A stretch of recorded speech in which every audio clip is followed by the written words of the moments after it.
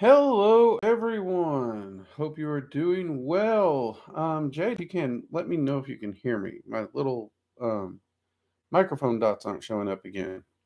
Hope you all are doing well, and welcome to the Magical Coffee Hour. Um, so, for those who don't know, I've been asked, are we still doing the super chat spell working? Yes, we are. We are still doing super chat spell working, which is any super chat of $5 or more will get you included in a weekly spell working for general prosperity, general success, general well being, those kinds of things. Um, if you are, those of you who are channel members or Patreon members, you know that we also do a more in depth monthly spell working for tier 2, and then tier 3 gets custom spell working with their benefits as well. So consider signing up for the memberships because it's a really great value there. But super chats can also make sure if you have a really important question, we get busy and you don't want me to miss it. It flashes a thing up here, so it makes me see it because we all know that I have trouble sometimes catching everything in the chat log. I do my best, but I'm only one idiot, so do bear with me on that one. Hello, everyone. Jade, wonderful to see you. Shar, welcome. And yes, you are early. You usually show up a little later. Glad you could make it. Maria, good to see you. Lori, welcome. And Violet Star, welcome. And Anthony, we got just people just pouring in here, which I love to see. That is always a good thing. So, see, what are we doing? So, we do have a few things coming up. I do have a guest coming this week to record a roundtable with me and the admin. Many of you have heard about this already because I've actually had a few conversations with them here during the live streams in the chat. That is Danny from Legion of Lilith. She's going to be joining us for a roundtable. I'm actually looking forward to it because it's a cryptid roundtable. And if I understood it correctly, she's actually had an encounter with this cryptid. It's a cryptid I've done a lot of research on, and I'm really looking forward to it. Before you ask what cryptid, I'm going to save that because that's going to be a little bit of a surprise there. But unless anything happens, that is set up to be recorded this week. So there is that. Also, in the works and coming up, the members know this already because of the members only videos I post up. It does look like we will be doing a roundtable and perhaps a one-on-one discussion with me and another guest. It looks like we will be getting EA Coetting to come on and join us for a roundtable. I'm actually really excited for the topic of that particular roundtable and the second one-on-one chat where him and I were talking about sharing notes, swapping things that we've known, and recording it as we do it and having those discussions. It will be about dragons and changes and stuff like that. So those are some really big things that I think are coming up because I don't really do a lot of guests. And now we're just landsliding here, so that's going to be pretty good.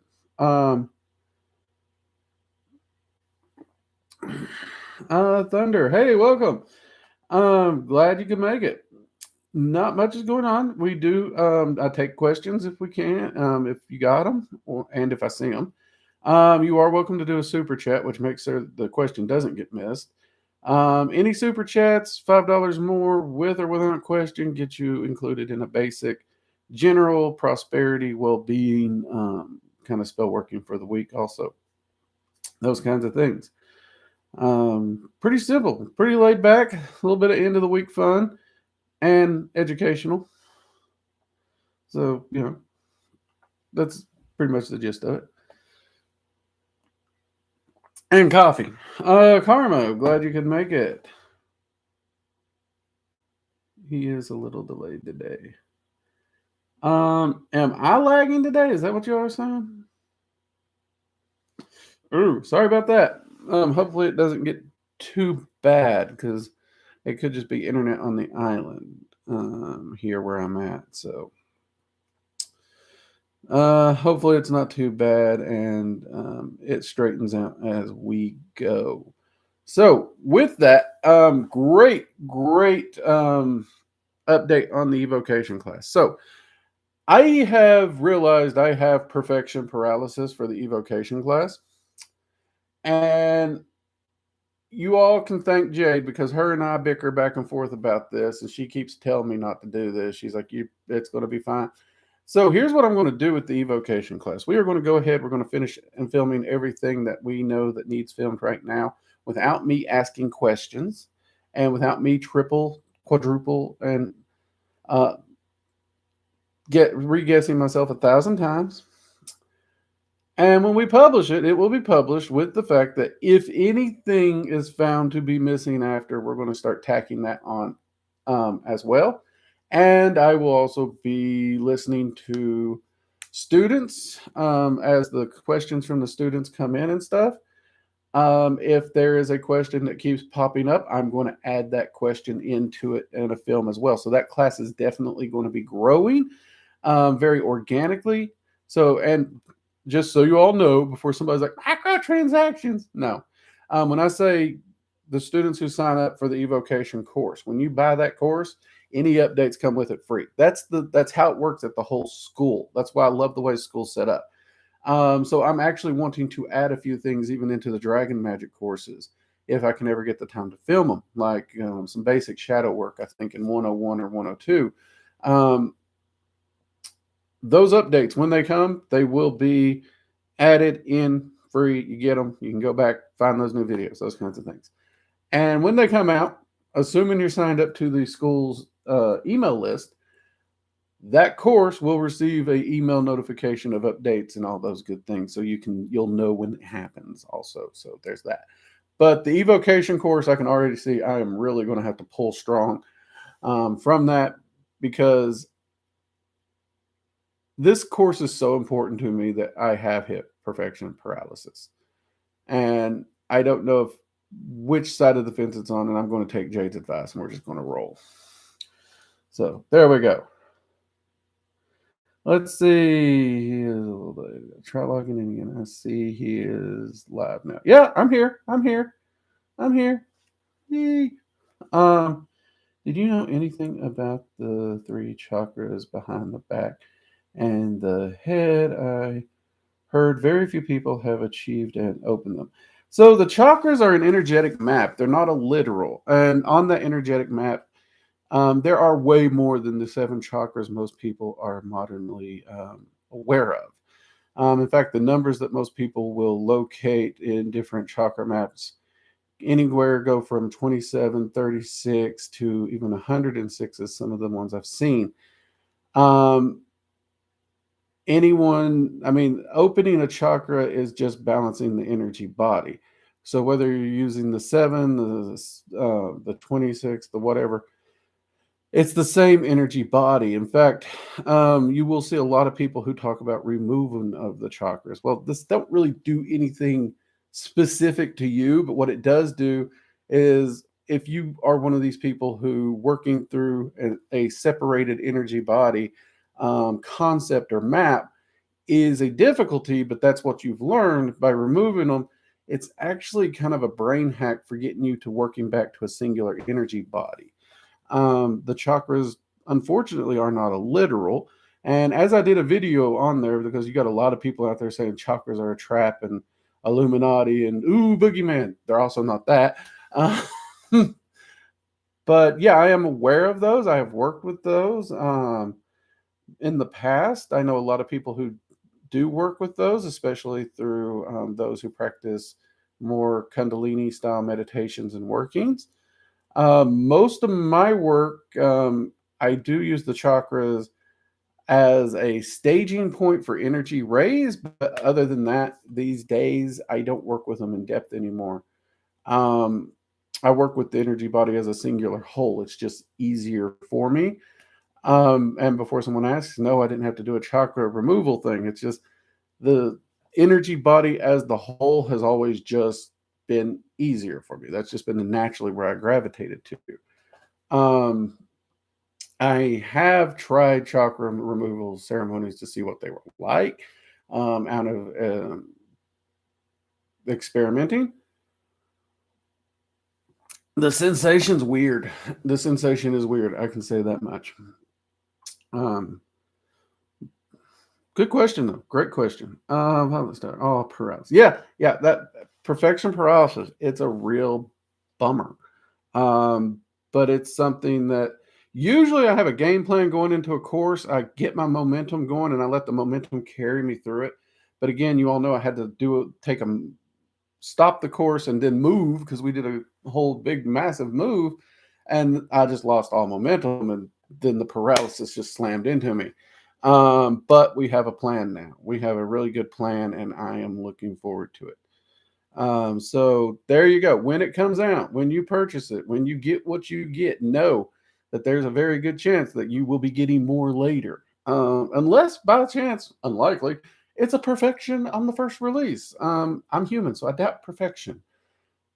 But also, when you do purchase a course on the school or this particular course, remember, communicate with me. Let me know your thoughts and everything. You may be the one that inspires something to be added to it. Feel free. I Googled Vegas.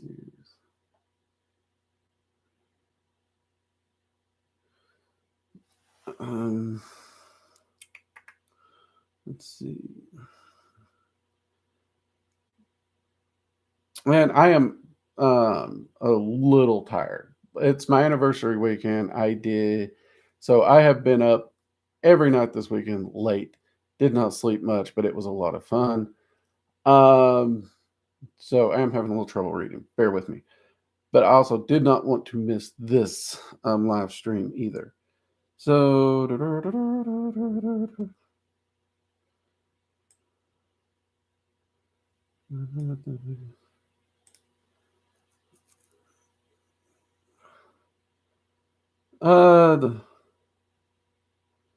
oh the Icelandic symbol, the golder staff symbol, is that the one you're talking about? That one is a symbol of protection. It is largely used in protection in many different rites. Some people refer to it as a Viking rune staff.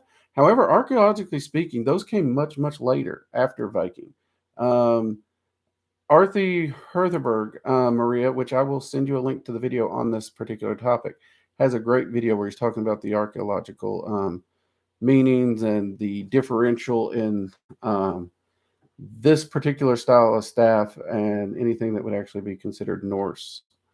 Um, the two, since the two cultures come from the same area, people overlap them, but the time periods are different. Um, so there's that. Now, that said, it is a great protection symbol. I've used it myself a few times. There's some research and everything pointing towards symbols like this being used in Norse magic, though it's hard to say because almost every, if not every, archaeological find we have of them tends to be post Viking, not actually during the Viking, which kind of sucks. So that puts their origins potentially later. But it for basic meaning, it's a protection symbol. Most people use it for protection. Hope that answers your question a little bit there, Maria. If it's the one I'm thinking about, and I've also heard it referred to as the Helm of Awe. But yeah, that's that is. Or wait. Or is that the one that's no. Hold on. I think the one you're talking about might be the Wayfarer's one. Might be the what's all sometimes referred to as the Viking compass. Again, same thing. It actually post dates it, but it's more about finding your way, finding direction, pathways, roads, those kinds of things. God, I wish we had a picture. The one I'm thinking about for the Wayfarer should have almost a blocky look on the ends, almost like you got E's. It's like squared off, but it looks like an E turned sideways on a bar at the very end. Um, that should be the Wayfarer. Um, yeah, I'll send you some videos, Maria. God, I hate not having pictures. Oh crap, we jumped big time. Jeremy, what happens if you fall asleep in ritual? Your focus is going to drop. That's basically it. You're going to lose the energy and it's going to bleed off. Yeah. If you fall asleep in ritual, get rest, reset, do it again. That's the best I can tell you, mate. How long have I been in the spiritual game? Ooh, that's been a while. Well over 20 years now. Um, I'd have to pull my journals to find out, but it's been over 20 years now. Drake, for the evocation class, I can't wait for it. After buying the Dragon Magic 101, I can say you are legit, and I know what I know what you will realize will be good. Okay. Thank you, Carmen. I appreciate that. That is a very nice compliment. Thank you very much. The amount of compliments and the amount of emails from the Dragon Magic courses and how they've changed people's lives. It's daunting. It really is.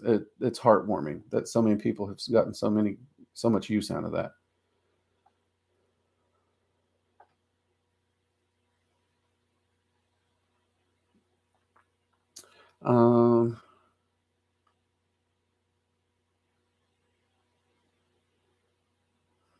Let's see.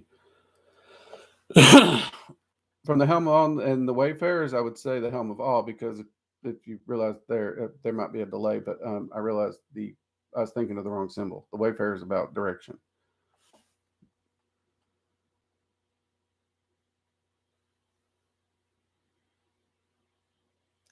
Let's see here. Let's see. Any of the chakra energy points or whatever can get paralyzed to have a kidney experience interference with the process of filtering all the coffee, whiskey, etc. What? Any of the. Okay, so for this one, I'm going to say if you're having any kidney issues, go see a doctor. Plain and simple. Don't. Chakra work's not going to fix a kidney problem. If you're asking me specifically, I've never had any kidney issues from coffee or whiskey. And that second word, not sure where that's coming from. I'm having acetaminophen, painkiller. So yeah. But no, I don't use chakra work for that. I'm not a big fan of spiritual healers because 9 of them tried to kill me in the past. I don't trust them, and most of them, the way they handle their practice is reckless. And to the ones who handle it responsibly, combining it alongside modern medicine, I thank them. I'm grateful for them. But by and large, see a doctor, hands down. See a doctor first. Violet Star, it is the compass. Woo! Hey, thank you, Violet Star. Thank you for confirming that my brain shifted into the right gear there. Thank you. Man, it's one of those things. This is why I wish it's like I could just like hold up my hand and here's a picture of what I'm thinking. That'd be so freaking cool. Anthony, I have it on my. Hey, that's a great thing to have on your wallet there. Draw one. Your description gets better with even stick pictures. Well, I have a piece of scrap paper. Actually, I do. I can't really draw it from memory fully. Sorry. But I can go ahead and attempt to sketch one out quickly. So it's going to be an 8-barred cross. So it's going to literally look like the cardinal directions. And when I say blocky,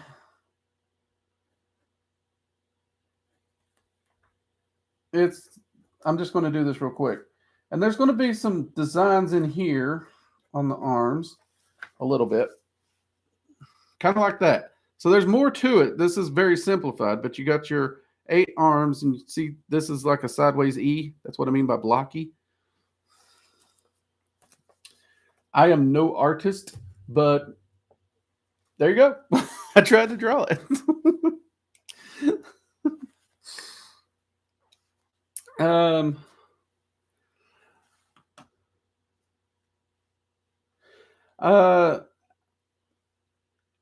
Alexis, I'm going to have to be careful saying your name because I got a little desk assistant over here, just so you know. We're going to say Alex222. I have some issues falling asleep when meditating. Any advice? Yeah, keep your mind active. Well, a lot of people want to do this whole mind blank, mindless, boring meditation. Meditation should have purpose. Meditation should not be boring or torturous so you're falling asleep. So first off, your breathing. If you're breathing correctly, you're going to get oxygen into your bloodstream that should help wake you up, not knock you out. Don't breathe shallow, breathe in deep. If you're breathing too shallow, you won't get oxygen. That's going to actually put you to sleep. You don't want that. Also, make sure you're actually not sleepy. Make sure you are in a awake state. You don't want to do meditation and meditation work when you're already tired and unfocused, because as that relaxation sensation hits you, even when you're taking the deep breaths, that relaxation is just going to kick you to the point where your body's like, oh yeah, we haven't slept, we need to do that. So if you're not getting enough sleep, meditation can knock you out. This is one reason when you're not getting enough sleep and have trouble sleeping, doctors recommend meditation because it can actually aid in getting you to sleep. But those are really it. Like, use purposeful meditation. Check out our meditation tips video, and because there's a lot of things like movement meditations. All my meditations are active. I rarely do passive meditations these days unless it's just to de-stress and help me relax to go to sleep. Otherwise, every meditation I do has a point. It has a focus to keep my mind active and going, because I really don't need help sitting thinking of nothing. I can do that easy enough. And those meditations don't really serve as much purpose to the mage after a while. And if you're falling asleep, they're not serving you a purpose anyway. So make sure you're getting enough good rest. Make sure you're eating well, because that can affect you. Like, for example, if I load up on carbs or eat turkey, I'm going to fall asleep. I'm one of those people that turkey just knocks me out. Red wine knocks me out. So I need to pay attention to what I'm eating before I do any meditation or ritual work in those regards. I got several friends, they eat carbs, they pass out. So be aware of what you're eating, how you're eating, make sure you're getting rest. Hope that helps a little bit, because that's a huge topic.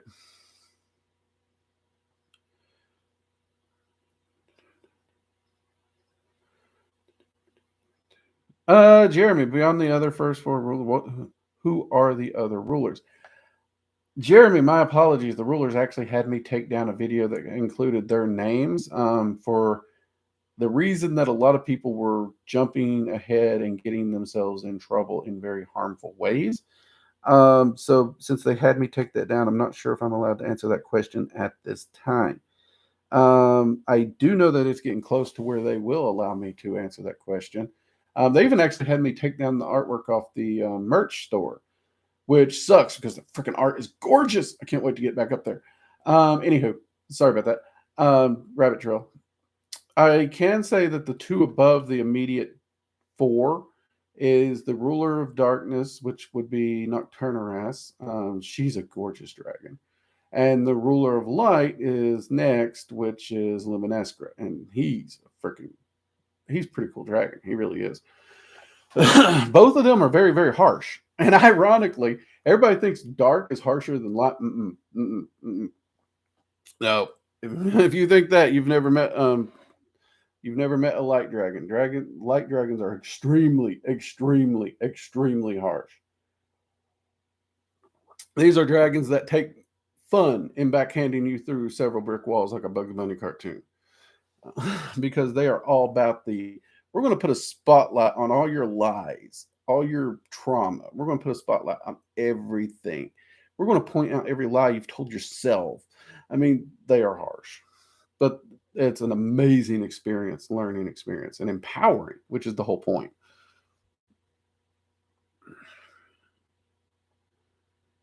Da, da, da, da. Burst through the door. Kool-Aid Man. Hey, Tara, glad you can make it.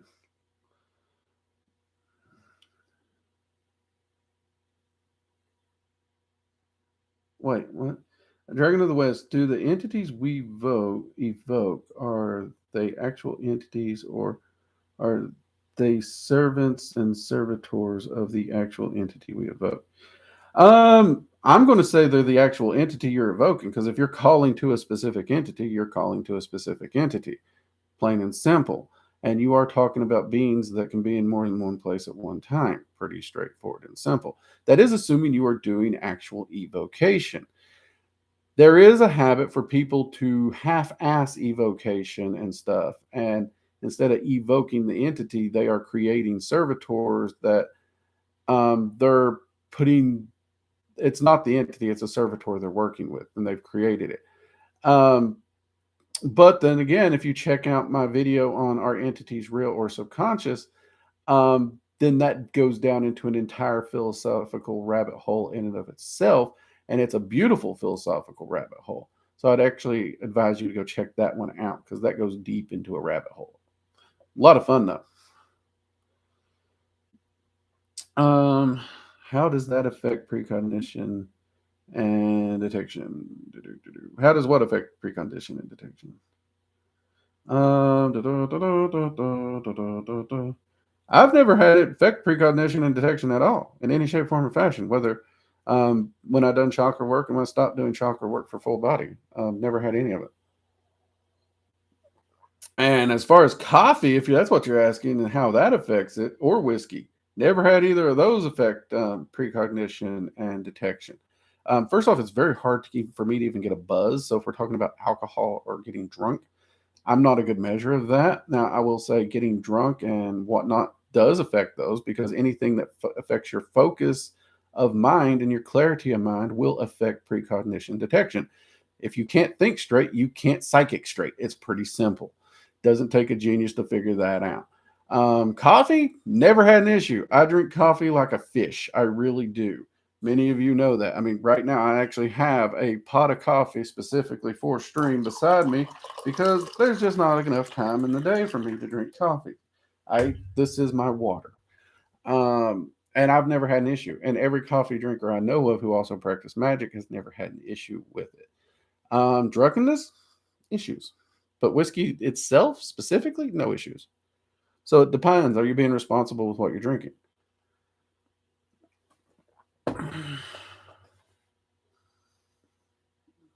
I've seen that.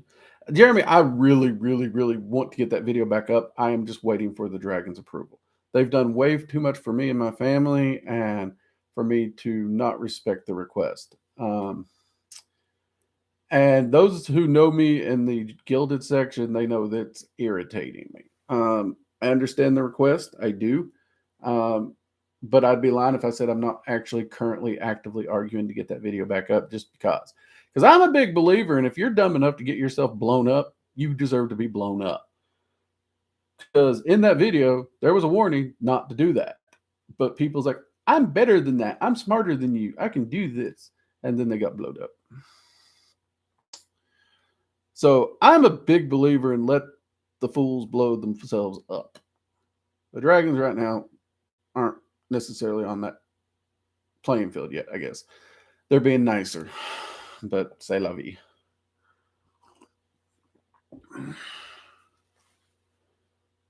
Member for 11 months. Anthony, thank you. What are the biggest misconceptions about magic that most people new to magic get wrong? Oh man, Anthony, that's a great one. Let's read that out clearly again. So, what are the biggest misconceptions about magic most people new get wrong? First biggest misconception is that you can read this little piece of paper and it tells you to do A, B, C, D, and then suddenly your life gets better. Misconception 2, magic is just like rubbing a genie's lamp and granting you wishes. You don't have to do anything. It is the simple fix for everything. It makes life easier. Biggest misconception is magic is easy and requires no effort or input. All three are completely inaccurate and wrong. Um, if you follow a spell recipe, but you put no will into it, you put no skill into it, you put no intent into it, you put nothing into it, you just go down through the checklist like playing a video game and throwing things in a pot, nothing's going to happen, period. Um, Magic does not grant wishes for nothing. Magic don't grant wishes. You have to put work into it, not only energetic work, but work into the physical. It takes a lot of work. And to develop your ability as a magician takes work. It takes time. It takes effort. If you're wanting a quick and easy solution to your problem, magic isn't it. Because unless you have years of practice applying it, odds are you're not going to get a quick and easy solution because now you got to put years into it, just like you would your education. Those are the biggest misconceptions, hands down.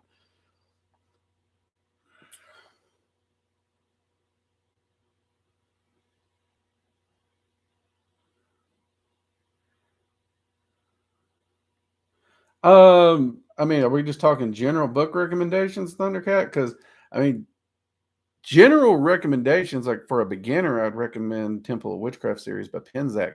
Um, I know he's a bit more religious than me, but at the same time, he does a great job of broad spectrum covering different theories and different ideals and different traditions that really gives the practitioner a good foundation to start out from.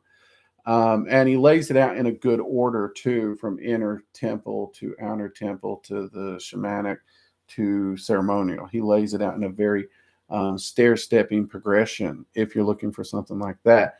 Books on dragon magic, I'll be honest, I cannot recommend any at this point in time that I actually believe in and have faith in and say this is a good book to go from.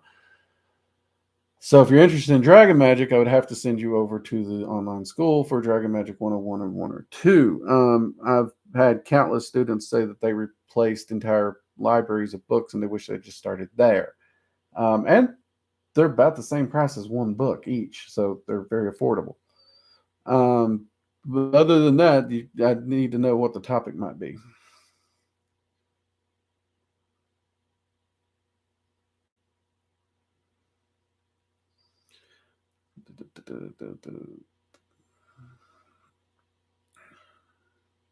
Oh, yep. Speaking of Gilded, Jay, thank you for dropping that link.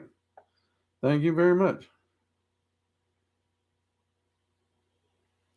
Mister, well, just call me Drake, mate.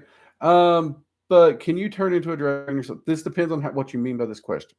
If you mean by can you go into the astral and shape change your form into a draconic form? Yes. But would you become a true dragon? No.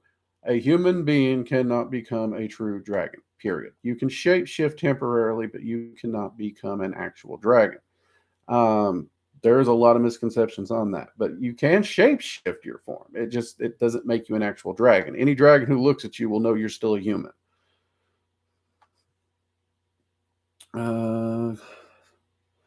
Clip this post for later. That's a good question. Did you all enjoy the coffee hour clips we did this week? We had someone grab us some timestamps of good questions and whatnot, and we was able to put some shorts up, make it a bit more condensed on finding answers. Wish we'd been doing it sooner, honestly, because we got a lot of backlog questions that would have been great for that. But let me know if you guys liked that, or if you just found the extra videos annoying. I'd appreciate it. That's what I did.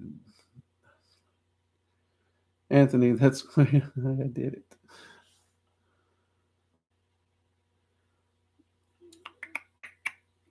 Good one. That's why you did it, just to get the clip. Oh, Anthony. Oh, that's good. That's good. Yeah, we'll definitely have to make sure to get that one clipped. Hopefully somebody wrote the timestamp down. If not, I'll track it down. I got it here at 34. See, very good one. I love it when you guys are proactive in getting the clips too. That is so amazing. I love it. What is your favorite traveling food? Oh, that's a hard one. So, my favorite traveling food. All right, we're going to start with road trip food, okay? Because road trips, I'll be honest, I don't eat when I drive. I actually fast when driving. I will wake up in the morning, I will have my coffee, and I don't eat. And my reasoning for this is I don't stop either. Anyone who followed me, like my admin, can attest to this because I am all about making good time when traveling. I eat when I get to my destination. That's it. So I don't actually eat when traveling or driving except for coffee. I will sip on coffee. Um, and the only time I stop is when we stop for gas and I do bathroom breaks. Then, if I was to take something, it would be like a beef jerky. I don't do carbs. Again, carbs make me sleepy. So if I'm traveling, I don't want to be sleepy. When I go camping, now camping's a little different, but I do still focus on foods that don't need refrigeration.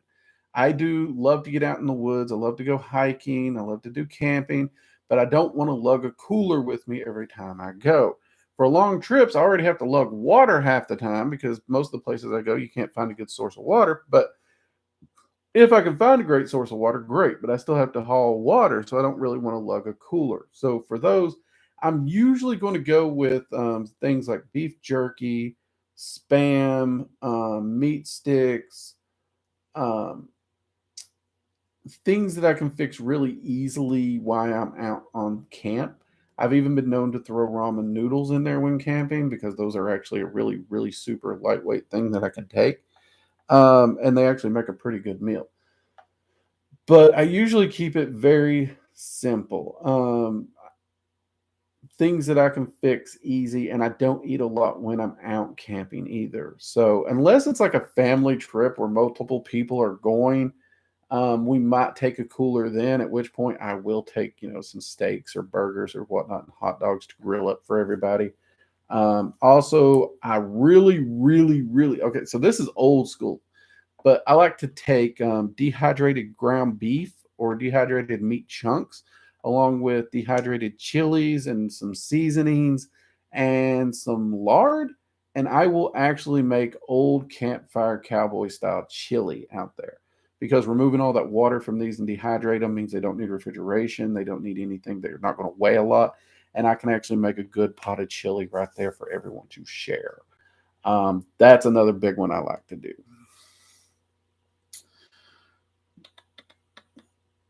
Great question. Actually, we do. I got more on the outdoor series coming up. I actually recently we got coming up in the next few weeks. Everybody's been asking how I make coffee. Um, I actually did that video. So we got the basic indoor coffee with the French press coming up. We're going to talk about some magical correspondences. But we also have like other styles of coffee, like at the campfire and stuff, coming up as well. Some tricks of the trade that I use for that. Um, and of course, um, as soon as I can finish getting the gear together, we're actually going to have some videos out at the campsite instead of just talking about what I do at the campsite. So I got a lot of things I'm trying to get done. It's going to be so much fun. Karma, like the stream clips, they are cool and fun to watch. Awesome! I'm so glad you guys like that. I am. I was a little worried because it felt like, well, they're going to be like, I already seen this. But then my thought process was they're quick, easy to watch, easy to see the questions, easy to find information. That was kind of what I was thinking. And so far, I've got great feedback on that, and I appreciate it. I love your all's feedback on the way the channel's going, people. This channel's it is my channel. I've told people I will post what I post. People who tell me I can't post things mostly. But when it comes to you all genuinely letting me know, you're not telling me what I can and cannot post. You're just letting me know what you like, what you want to see. That stuff I listen to. Appreciate it. Also, while we're here, hit the thumbs up, people. Let YouTube know you like what we're doing here, actually. Go ahead and hit that thumbs up button. I'd appreciate it.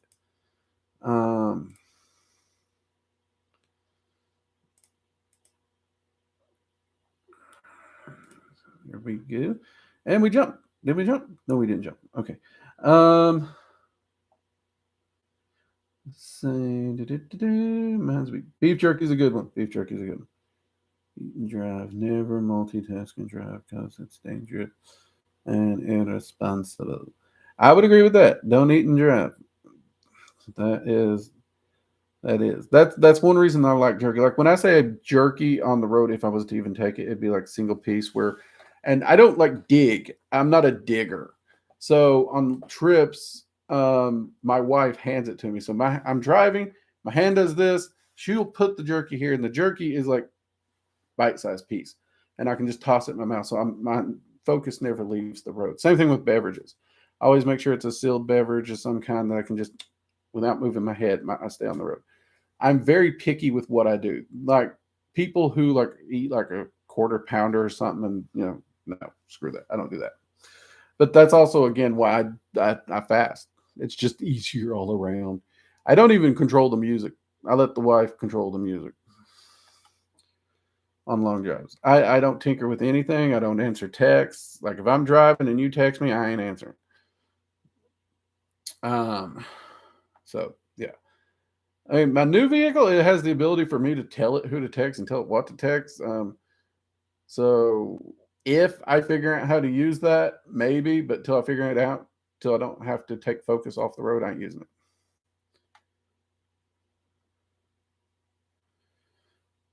So yeah.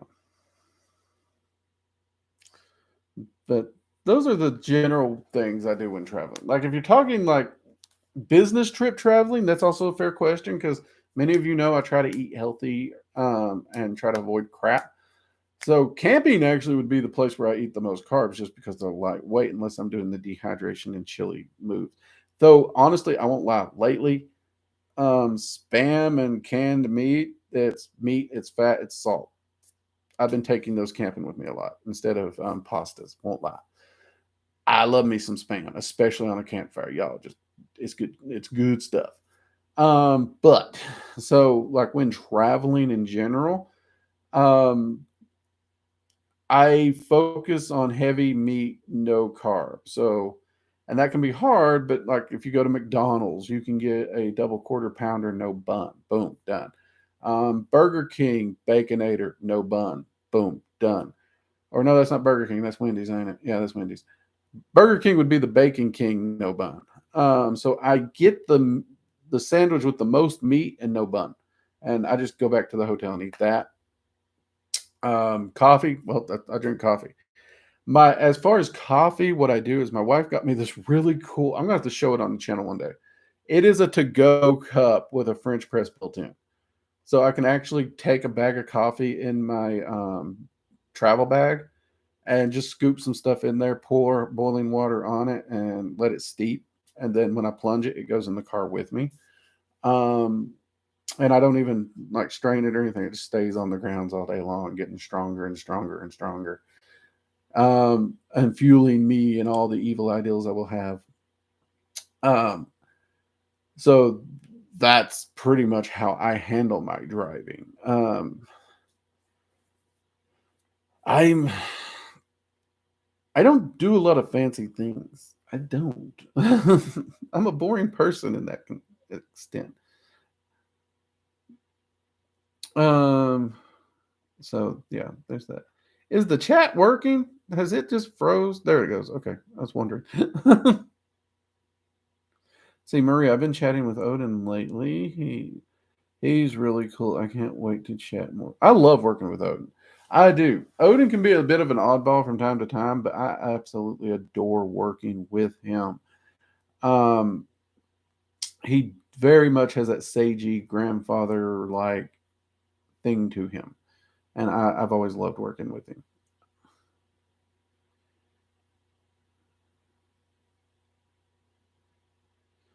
Drake, is remote viewing a magic technique or something? Yeah, remote viewing is just a form of scrying. That's all it is.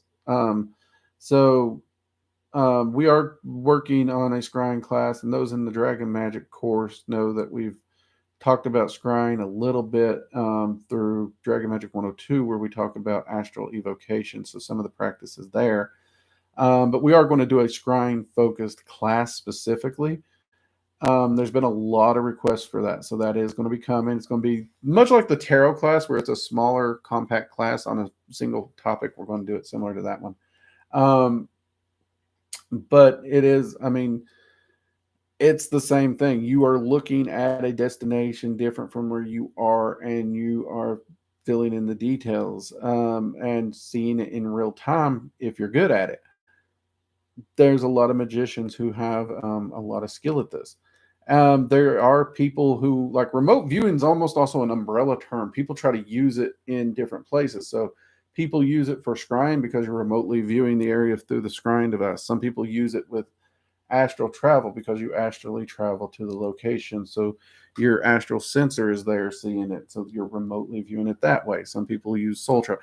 In any People want to use remote viewing as any way that you are remotely using it.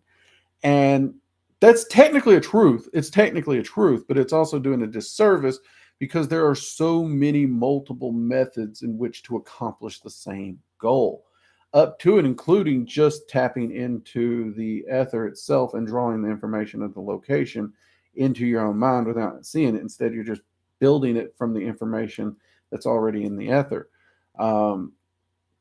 Not my favorite method of doing it, but there are ways, a lot of people utilize that one. So it just depends on the technique you want to do, but it is doable. I hope that answers your questions on there, GK.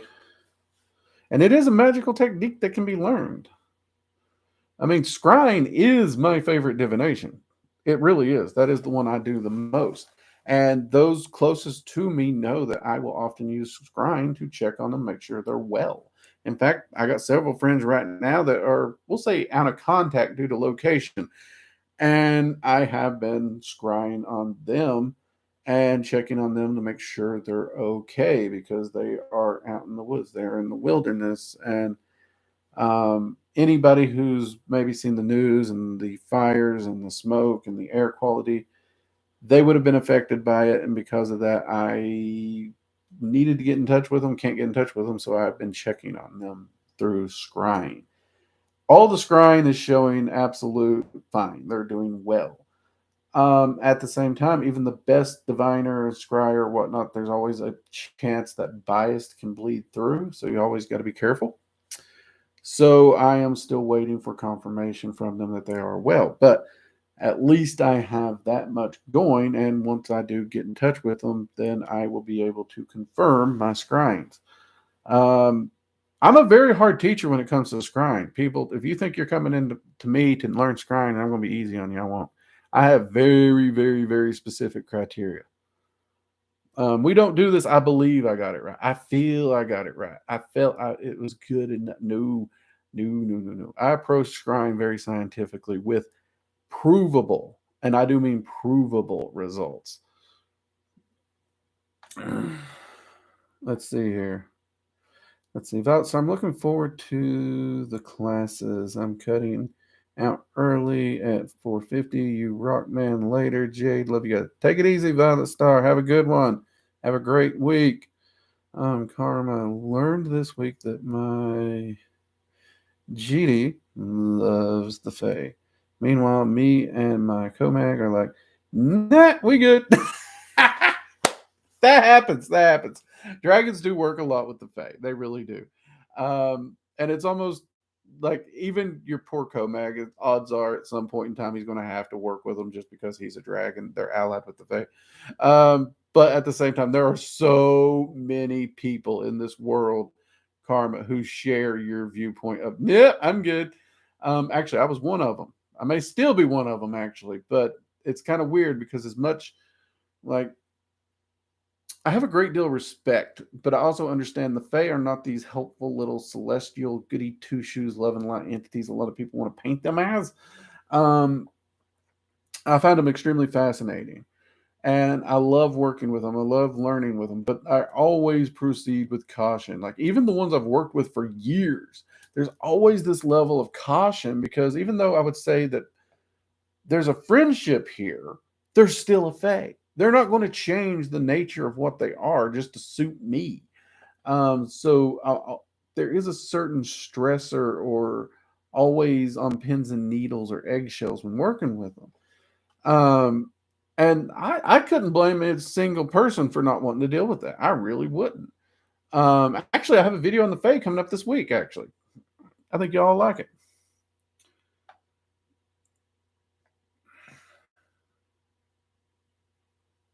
What's the biggest blockage to magic and manifesting change? Honestly, doubt is the biggest. Doubt. The second one is no follow through. Doubt and follow through would be the two biggest blockages to manifesting anything. Because hands down, if you approach any working, doubting it will work, or thinking it won't work, or thinking it won't work, you're literally manifesting for it not to work. It's not going to work. Um, Doubt is a big one. It is a big one. The second one is these people who think that they're going to be able to do a spell and go whoo hoo ha ha hoo ha ha hoo ha ha, and then whatever problem they're having in their lives just going away, just boof, it's gone. Everything's hunky dory. We're in Cleaverville now. No, you have to put work in. Otherwise, the magic's gonna. If you're not willing to follow through with the magic, you're not willing to do your part. The energy's going to peter out and do nothing anyway. So those two things are the biggest blockages. Do-do-do-do. What's your thoughts about prophets that have magical abilities? Um, that's a tricky one. See, I'm not a religious person. I'm not. Now, at the same time, do I believe there are magicians in history that have been great teachers and whatnot? Yes. Do I believe many of these magicians may have even had insight into future happenings? Yeah. Would I base my life around their teachings? No, no, I wouldn't. But I also don't mind when other people do it. So, for those who've watched this channel, you know I grew up in the church. You know I left the church. I became disenfranchised, if you will. It just wasn't for me. I wasn't getting the results in life that I wanted there. However, I've also led more people to Jesus since leaving the church than when I was in the church, because everyone has their own path, and I will happily discuss ideals and things openly and understandably and without bigotry or bias. So I can easily discuss the benefits and everything of a religion and why some people do drastically benefit from religion, because I do see its benefits over and over and over. It's just something for me that's not really been a thing. It hasn't yielded any benefits. Um, there's been a time or two in my life where I've pondered, should I try it again? Maybe the benefits will be different, but it's never come around. Will it ever come around? Probably not. I don't know. I don't speak in definites. I don't know where the road's going to take me. Hell, for all I know, I could drop dead right here on stream. We don't know. Tomorrow's another day. But as far as those prophets and those teachers, I would say look at their wisdom, look at what they said. We got plenty of scholars, we got plenty of so called prophets, we got plenty of teachers, we got plenty of wise people giving out information. Take that wisdom, read it, meditate on it, ask yourself, does this wisdom help me in some way? Can I utilize this? Very simple. I mean, even the Havamal itself is a book of wisdom from Odin. There's a lot of people who meditate on the Havamal for a great many reasons. The Book of Psalms, same thing. Um, Sun Tzu's Art of War, also a great book. Um, even a modern book, for example, a great book that I tell people to meditate on just to get a broader view of who they may be, is Modern Bushido by Bondi Sanders. Um, these are all books that have wisdoms and teachings. And what makes a prophet?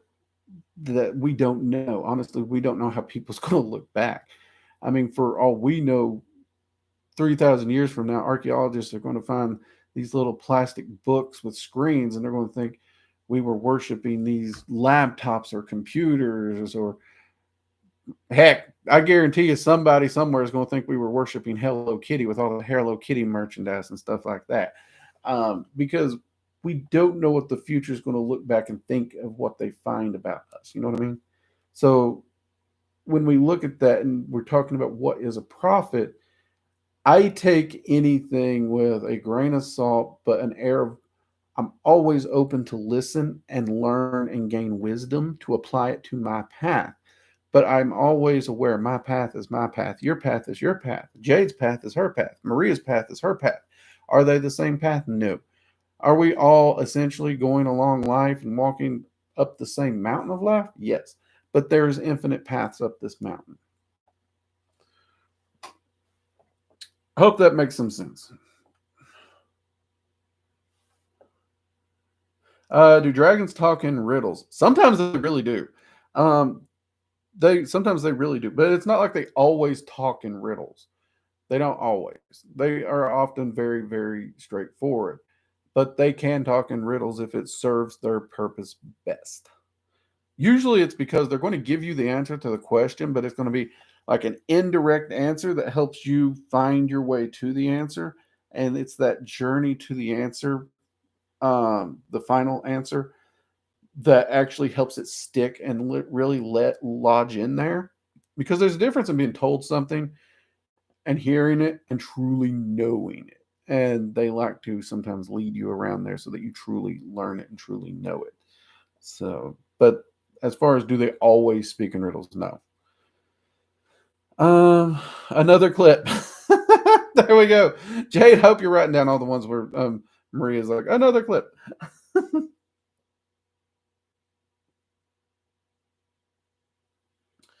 Let's see here. Have I ever went to a hell plane or a heaven plane?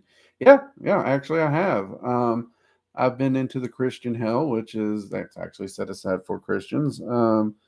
I've been to heaven. I've been to the heaven of Christians with Yahweh and Jesus and Mary, as well as the archangels. I've been to Helheim, which is the underworld of the Norse. I have been to Asgard. I have walked the halls of Valhalla. I have been to the Elysian Fields. I've been to Hades. So I've been to a lot of them. I work with a lot of death entities. By and large, I would say the experience of these planes is largely misinterpreted and misunderstood would be the easiest way to sum it up. Actually, I spend a lot of time in Helheim because Hel herself is actually one of the entities I work a lot with. Weirdly enough, actually, I started working with Hades. And I did a lot of work with Hades. Him and I got along great. He helped me a lot in a lot of my early practices. And there came a day where he's like, all right, look, we're going to stop working for a while, but I need you to go over here and reach out to Hel. So he's actually weirdly the one who sent me to work with Hel for the first time, which was a very, oh man, I was nervous about that. I didn't know what to think because there's not a lot of good info on her. I need to do more videos on her. I really do. I love her. But yeah. All right, everybody, we're going to get ready to wrap up. Jade may have fell asleep or something because we got 2 minutes and there's no clocks flying, which is weird, but that's okay. We made a lot of clips. Hey, you guys got questions? Hopefully I have something of an answer, or I'll just be, I don't know. But yeah, we got a lot of clips. I don't know. I don't know how we're going to do the clips yet. I don't know if we're going to do 3 a week, 2 a week, whatnot. But so I don't know the spacing of them, just so y'all know that. But I am going to keep the clips coming because I think it's a great way to get some information out there. Okay. So yeah, and who knows? It may be a new way to do this, some more stuff on the channel. Because if I can do videos more relaxed talking style that requires less editing, that's always a good thing. And if I spend less time editing, that means I can spend more time doing other things. But we'll see where it goes. I'm excited to see because this community's been growing, the channel's been growing. Heck, I didn't think I'd get here. I'm super excited to see what the future of this channel's got. I really am. So yeah, stay tuned. If you haven't, check out the online school at workingdragonmystic.com. Click the online courses tab. We also have a merch store where you can find coffee cups, tapestries, altar cloths, durable ones that we actually print them on beach towel material, so they're durable. They're great for outdoor camping, working, and they're heavier. Anyone who's ever done one of those light ones out, a little gust of wind blows, your whole thing goes woo. They're also easy to wash. So that was more of a practical side of me doing, but I thought it was a great idea.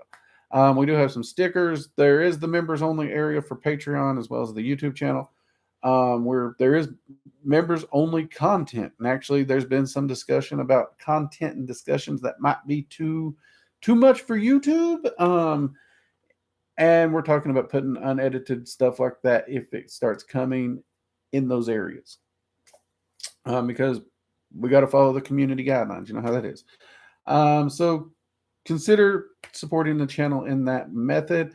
Also, below videos, any time of day or week, you should be able to find I think they call it a super thanks, but it's basically you can give the channel some kind of monetary donation or tip if you like what we're doing. Just different ways you can support the channel. Or just hit the subscribe button, like the videos. That also helps. So we appreciate that as well. All right, everyone, you have a fantastic week. This has been a lot of fun. I'm going to get off here. I'm going to go bug the wife a little bit more before the work week starts back up. Might make dinner. I don't know if we're doing dinner tonight. I have no idea. We may just have leftovers. Either way, that's okay. You all have a fantastic week, and I will see you later. Bye-bye.